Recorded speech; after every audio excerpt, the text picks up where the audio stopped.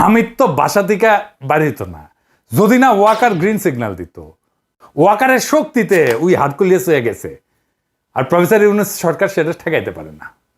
এর দায় প্রফেসর ইউনূস সহ ওনার সরকারের সব উপদেষ্টাদের নিতেই হবে। রাষ্ট্রের সরকার সবচেয়ে বড় রাজনৈতিক ইনস্টিটিউট। আপনার উপদেষ্টারা সব কয়টা অরাজনীতিক, রাজনীতির কিছুই বুঝেন না, বুঝেন না আপনারা, কিন্তু ভাব দুচানির বেলায় আম্বিয়া সব কয়টা। তাই রাজনীতিটা করিচ্ছে ওয়াকার।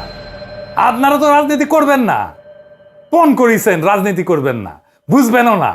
পাবলিকের ডলা খাইতে না চাইলে ড্যামেজ কন্ট্রোলের জন্য আজকে হাসিনার সব কয়টা প্রধান নির্বাচন কমিশনারকে গ্রেপ্তার করেন, আর জনগণের কাছে মাপ চান হাত জোর কইরা যে আমরা ভাল শুন, মাপ কইরা দেন।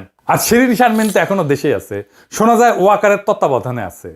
ওরে ধরেন না কেন?